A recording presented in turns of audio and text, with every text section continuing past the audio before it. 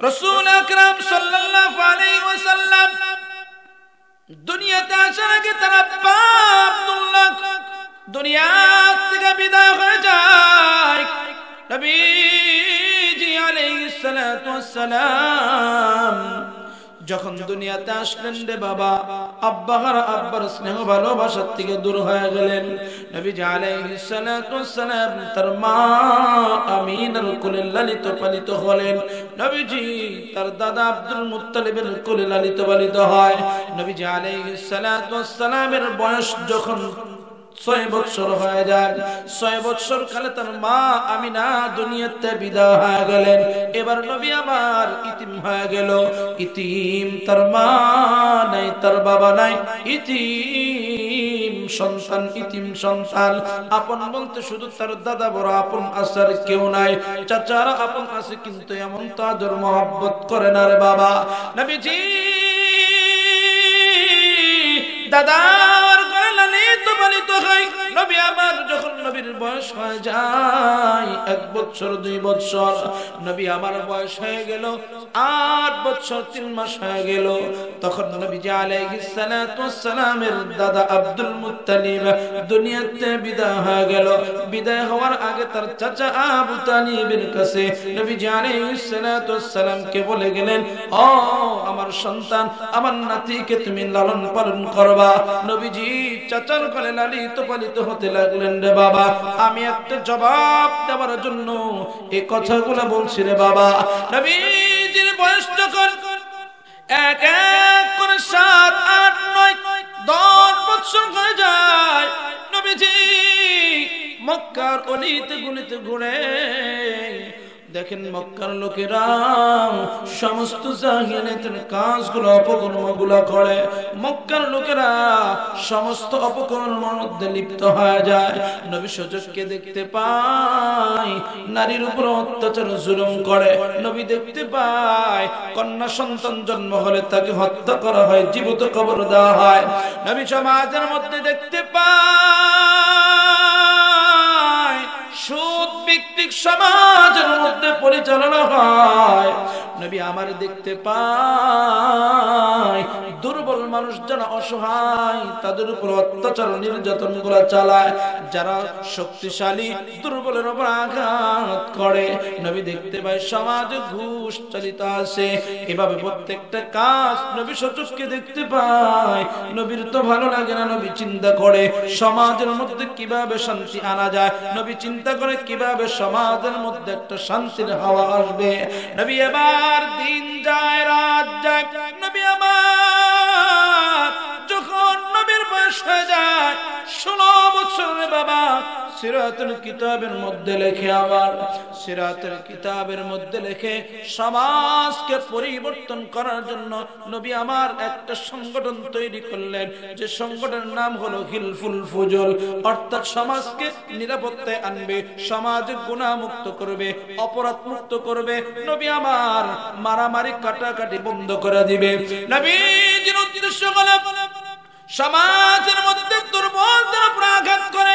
নবী আমার দুর্বলের উপর আঘাত করে এই আঘাতগুলো বন্ধ করতে চায়। নবীজি দেখতে পায় অভাবী লোকদেরকে অভাবের মধ্যে তাদেরকে হত্যা করা হয়, এটাকে বন্ধ করতে চায়। নবী আমার চেষ্টা করে সমাজের মধ্যে নারীর অধিকার ফিরিয়ে দিতে।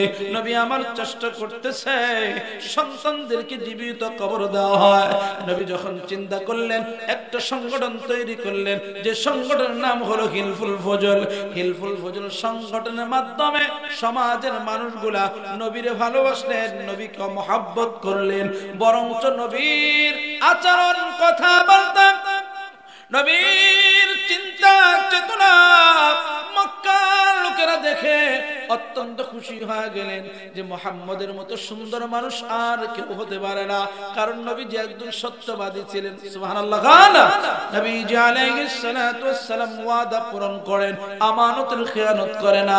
নবীজি সুন্দর সুন্দর কথা বলেন। নবীর আচরণ দেখে, নবীর ব্যবহার দেখে মক্কার লোকেরা নবীরে ভালোবাসে। নবীরে ভালোবাসতে শুরু করলেন। কে মুহাম্মদের মতো সন্তান আমাদের মক্কার জমিন আর কেউ নাই, আর কোথাও আমরা পাবো না। নবী দেখতে পাইলেন সংগঠন তৈরি হয়েছে, সংগঠনের মাধ্যমে সমাজের মধ্যে দুর্নীতি বন্ধ করা, সমাজের মধ্যে নারীদের অধিকার ফিরে দেওয়া, সমাজের মধ্যে মারামারি কাটাকাটি বন্ধ করা। নবীজি চিন্তা চেতনা করলেন রে বাবা। দেখলেন সবারই ভালোবাসা পায়, কিন্তু সমাজের মধ্যে এইগুলা বন্ধ হয় না। লম্বা কথা রে বাবা, আমি এই আয়াতের ব্যাখ্যাটা এবং কি বোঝানোর জন্য বলছি। নবী আমার বয়স হয়ে যায় 33, 34, 35 বছর হয়ে গেল। তখন মক্কার মধ্যে নতুন করে একটা ঝগড়া, নতুন করে বিবাদ সৃষ্টি হয়ে গেল। নবী যে সচক্ষে দেখতে পায় মক্কার মধ্যে নতুন করে গৃহযুদ্ধ শুরু হয়ে যায়। মক্কার মধ্যে একটা আওয়াজ চালু হয়ে গেল, আগামী কাল থেকে এই কাবা ঘরের হযরত আসওয়াদ পাথরটা বসাইতে হবে। এবার কোন দল বসাবে? মক্কার মধ্যে কয়েকটা দল দাঁড়ায় গেলেন। একদল বললেন না না, এই কাবার মধ্যে আমরা হযরত আসওয়াদ পাথর বসাবো। আরেক দল বললেন না না না, তোমরা বসাতে পারবে না। তাহলে কে বসাবে? আমরা বসাবো। নবী সচক্ষে দেখতে পায় মক্কার মধ্যে নতুন করে গৃহযুদ্ধ আবার শুরু হয় যাবে। এক এক করে এক একজন যুদ্ধের জন্য প্রস্তুত গ্রহণ করে। এই পাথরটা আমরা না বসাইলে কেউ বসাতে পারবে না। এভাবে একটা দ্বন্দ্ব সৃষ্টি হয়ে গেল।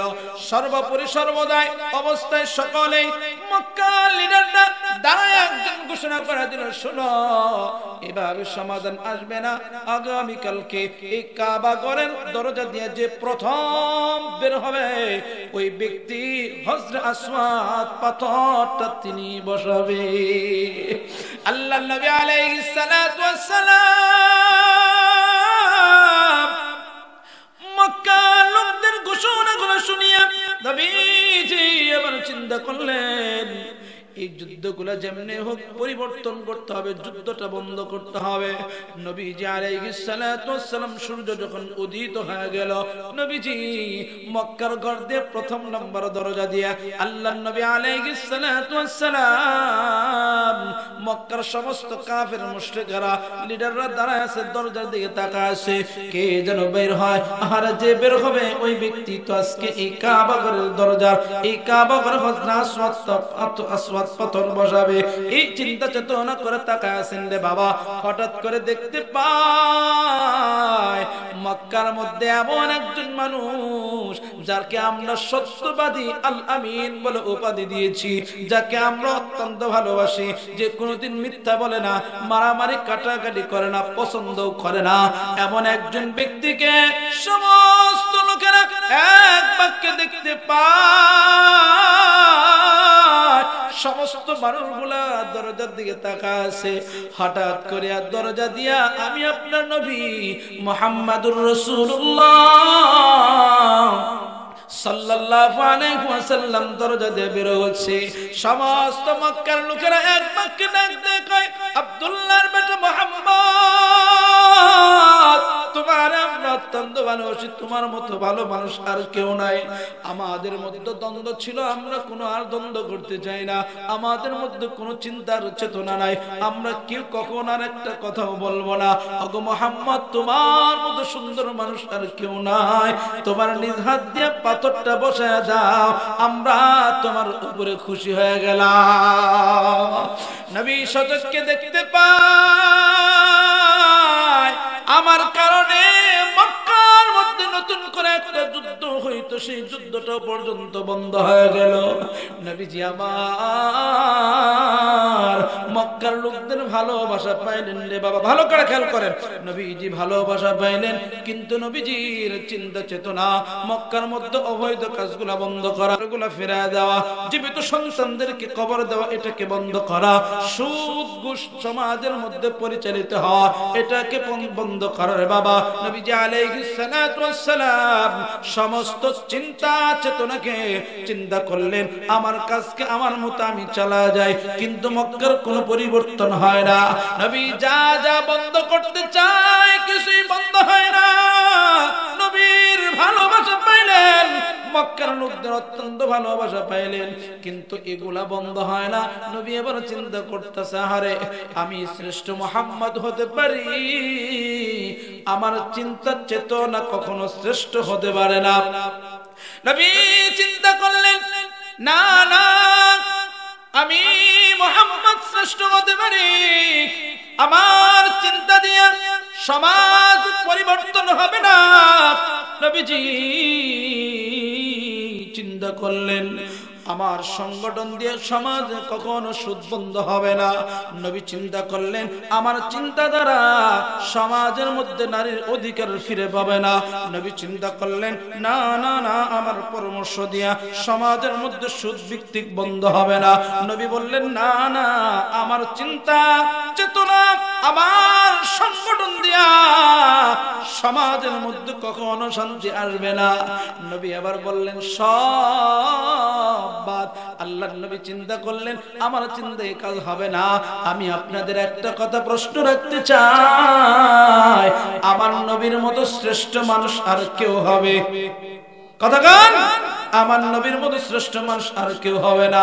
আমার নবীর চিন্তার মতো চিন্তাও কারো হবে না। আমার নবীর শ্রেষ্ঠ সংগঠনের মতো পৃথিবীর মধ্যে কারো সংগঠন হইবে না। যদি আমার নবীর চিন্তা চেতনায় যদি সমাজ পরিবর্তন না হয়, বর্তমান আইতি পূর্বে সমাজ পরিবর্তন করতে চাইলে যতক্ষণ পর্যন্ত আল্লাহর আইন চালু না হবে ততক্ষণ পর্যন্ত সমাজ কখনো পরিবর্তন হবে না। নবী চিন্তা করলেন না না না, আমার চিন্তায় পরিবর্তন হবে না। নবী সমস্ত চিন্তাগুলো ছেড়ে দিয়া হীরা পর্বতে আমার নবী চলে যায়। নবী যে হীরা পর্বতের মধ্যে আল্লাহর আইনের অপেক্ষা করে। আল্লাহ আমারে কোরআন দিবে, আল্লাহ কোরআনের আইনে চলবে সমাজ। কোরআন দিয়ে যখন সমাজ পরিচালনা হইবে সমাজের মধ্যে শান্তি আসবে। এই মুসলমান আমি বলতে চাই নবীর চিন্তায় কোনো কাজ হয় নাই, নবীর টেনশনে কোনো কাজ হয় নাই, নবীর পরামর্শ কোনো কাজে আসে নাই, নবীর সংগঠনের মাধ্যমে সমাজ পরিবর্তন হয় নাই। নবীর একমাত্র আল্লাহ পাঠানো কিতাবের মাধ্যমে কোরআনের মাধ্যমে যখন মক্কা নগরীতে যখন এই কোরআনের দাওয়াত চালু হয়ে যায় তখন আল্লাহ রাব্বুল আলামিন কোরআনের উসিলায় মক্কার যারা কোরআনের ছায়ায় চলে আসছে আল্লাহ তাআলা তাদেরকে শান্তি আল্লাহ বরকত দিয়ে দিয়েছে। নবীজি বুঝতে পেরেছেন না না না, কোরআন ছাড়া সমাজ পরিবর্তন হবে না, কোরআনের আইন ছাড়া সুদ কখনো বন্ধ হবে না রে বাবা, কোরআনের আইন ছাড়া কখনো নারীর অধিকার ফিরে পাবে না, কোরআনের আইন ছাড়া কখনো সমাজের মধ্যে অপরাধ বন্ধ হবে না। মুসলমান আমি প্রশ্ন রাখা যায় এখনকার বর্তমানে কত রকমের সরকার এসে সমাজ পরিবর্তন করতে চায়, কত রকমের চিন্তা চেতনা করে রে বাবা, কত আধুনিক বৈজ্ঞানিক ভাবে সমাজ পরিবর্তন করতে চায়, সমাজের মধ্যে সুদ বন্ধ করতে চায়।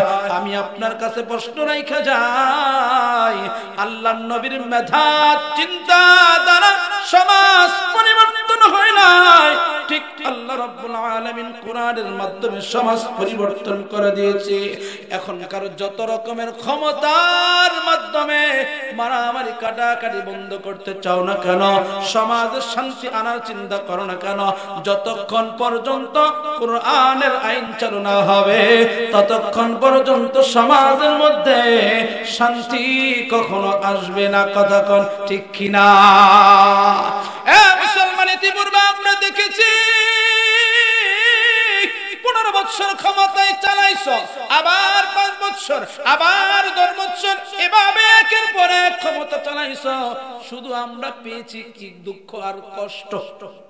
কথা কন না কি লাগা?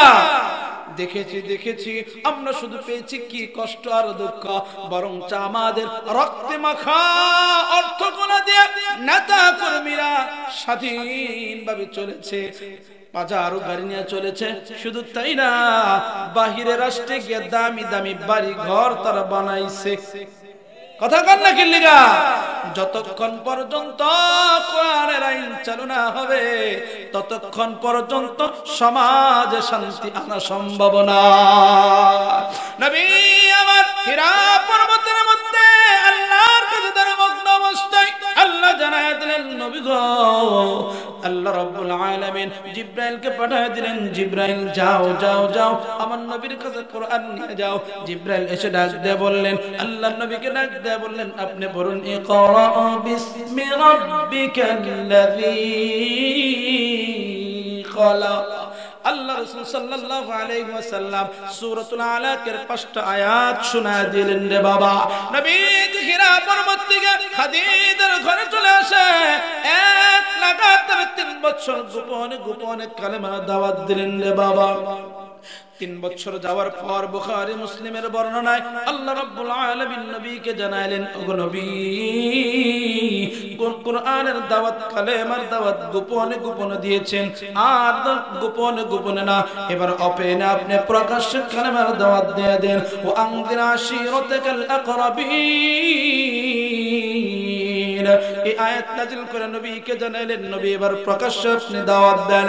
নবী আমার দাওয়াত দেওয়ার জন্য আল্লাহ নবী আলাইহিস সালাতু ওয়াস সালাম সাফা পাহাড়ে উঠে যায়।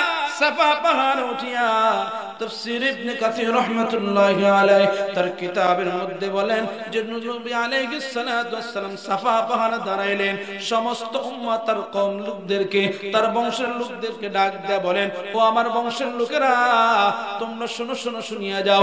ইয়া সাবাহা বলে যখন ব্যক্তিকে ডাক দেয়, কওমের লোকদেরকে এক এক করে ডাকতেছে রে বাবা। সমস্ত মক্কার লোকেরা নবীর কথা করে যেই পর্যন্ত পৌঁছে যায়, সমস্ত মানুষগুলা বলেন, কে কে ডাকে? কয় আব্দুল্লাহর বেটা মুহাম্মদ আমাদেরকে ডাকতেছে। প্রত্যেকটা মানুষ জবাব দেয়, মুহাম্মদ মিথ্যা বলে না, মিথ্যা বলে না, সত্যি কথাই মুহাম্মদ তো আমাদেরকে বলে। চলো চলো মুহাম্মাদের কি বলেছে আমরা জানতে আসি, আমরা সকলে শুনে আসি।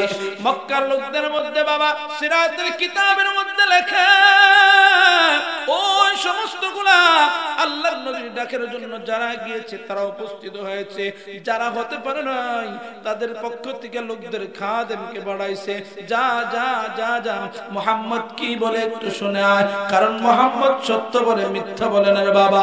মক্কার লোকেরা নবীকে কখনো কোনোদিন মিথ্যা বলে নাই। এ মুসলমান, এই কালেমার প্রকাশ্যে কালেমা দাওয়াত দেওয়ার আগ পর্যন্ত নবীজির এতটা শত্রুতা ছিল না রে বাবা। নবীজি সাহাবা উঠিয়ে ডাক দেখেন, এ আমার বংশের লোকেরা, সমস্ত বংশের লোকেরা এসে ডাক দেখায়, ওগো মুহাম্মদ কেন ডাকছো একটু জানা দাও। নবী আমার ডাক দেখায়, এ আমার বংশের লোকেরা, আমার কওমের লোকেরা, আমি যদি বলি এই মক্কার পাহাড়ের অপর প্রান্তে একদল শত্রু বাহিনী আছে, তোমাদের উপর অত্যাচার নির্যাতন করবে, তোমরা কি বিশ্বাস করবা কিনা? মক্কার যতগুলো লোক উপস্থিত ছিল সমস্ত লোকেরা এক বাক্যে ডাক দেখায়, মুহাম্মদ তুমি মিথ্যা বলতে পারো না, মিথ্যা বলতে পারো না, তুমি একজন সত্যবাদী, কেন বিশ্বাস করব না? আমরা তোমাকে কোনোদিন মিথ্যা বলতে দেখি নাই গো। এই কথা বলার সাথে সাথে আল্লাহর নবী সকলকে ডাক দিয়ে বললেন, তোমরা শুনে নাও, কালেমা পড়ো না, লা ইলাহা ইল্লাল্লাহু মুহাম্মাদুর রাসূলুল্লাহ। আল্লাহর নবী যখন কালেমার দাওয়াত দিলেন রে বাবা, এক আল্লাহর কথাগুলো যখন পাহাড়ে উঠে দাঁড়ায় দাঁড়ায় বললেন, যখন জাহান্নামের কথাগুলো যখন বললেন রে বাবা, সমস্ত মক্কার লোকেরা আল্লাহর নবীর আরবি ভাষা বুঝতো, আল্লাহর নবীর কথাগুলো যখন শুনলেন রে বাবা, কিছু জঙ্কা লোক দ্বারা যায়, তার মধ্যে নবীজি আলাইহিস সালাতু ওয়াস সালামের আপন চাচা রে বাবা আবু লাহাব দাঁড়ায় বললেন, তাব্বাল্লাকা লিহাযা জামাতানা, হে মুহাম্মদ এজন্য আমাদেরকে জমা করেছো, তুমি ধ্বংস হও, তুমি ধ্বংস হও। তাফসীর কিতাবের মধ্যে লেখে রে বাবা, আবু লাহাব হাত দিয়ে দুইটা হাত দিয়া পাথর নিয়ে নবীরে মারার জন্য উদ্যত হয় রে বাবা। এ মুসলমান, শুধু তাই না, তাই না, আল্লাহর নবী মক্কা থেকে একটু দূরে যারা মক্কাতুল মুকাররমায় গিয়েছেন তারা জানে না, একটা বাজারের নাম হলো জুলমাজাজ বাজার আছে রে বাবা। সেই জুলমাজাজ বাজারের মধ্যে নবীজি আলাইহিস সালাতু ওয়াস সালাম কালেমা দাওয়াত দেয় লা ইলাহা ইল্লাল্লাহ তুফলিহুন, তোমরা কালেমা পড়ো তোমরা কামিয়াবি হয়ে যাবা। একজন সাহাবী বলেন আমি যখন ছোট ছিলাম, ওই সাহাবী এত সুন্দর করে বলেন রে বাবা, রাবিয়া ইবনে আব্বাস রাদিয়াল্লাহু তাআলা বলেন আমি ছোট ছিলাম, আমার বাবার সাথে আমি বাজারে গিয়েছিলাম, আমি ছোটবেলায় আমার বাবার আঙ্গুলের মধ্যে ধরে ধরে জুলমাজাত বাজারের মধ্যে গেলাম, বাজারের মধ্যে গিয়ে দেখি নবী আমার সুন্দর করে দাওয়াত দেয় লা ইলাহা ইল্লাল্লাহ তুফলিহুন। এভাবে যখন দাওয়াত দিতেছে আমার আব্বাকে ডাক দেয়, বললাম আব্বা ওই যে এত সুন্দর করে একজন কালেমার দাওয়াত দেয়, পিছন থেকে একটা লোক তার উপরে পাথর দিয়ে আঘাত করতেছে। আমার আব্বারে জিজ্ঞেস করলাম ওই যে প্রথম ব্যক্তি কালেমার দাওয়াত দেয় তার পরিচয় কি? পিছন থেকে যে কালেমার দাওয়াত দিচ্ছে তাকে পাথর মারতেছে, তার পরিচয় একটু জানা যায় না? রাবিয়া ইবনে আব্বাস রাদিয়াল্লাহু তাআলা বলেন পিছন থেকে যে পাথরগুলা মারতেছে সামনে যাকে মারে উনি হলেন মুহাম্মদুর রাসূলুল্লাহ সাল্লাল্লাহু আলাইহি ওয়াসাল্লাম। পিছন থেকে কে পাথর মারে? কয় আবু লাহাব, তার চাচা। কয় কেন পাথর মারে? কয় সে সত্য কথা বলে। এ মুসলমান, শুধু তাই না, রাবিয়া ইবনে আব্বাস রাদিয়াল্লাহু তাআলা আনহু বলে আমার আব্বাকে বললাম আব্বা গো একটা কথা আপনি বলবেন কিনা? বলেন। কয় কি বলতে চাও বাচ্চা? বলো। কয় আব্বা ওই যে মুহাম্মদ সাল্লাল্লাহু আলাইহি ওয়াসাল্লাম যে কথাগুলা বলে এটা কি সত্য কথা বলে কিনা এটা বলেন। রাবিয়া ইবনে আব্বাস রাদিয়াল্লাহু তাআলা আনহু বলে আমি তখন আমার বাবা কালেমা পড়ে নাই, মুসলমান হয় নাই, বেঈমান ছিল, বেঈমান ছিল।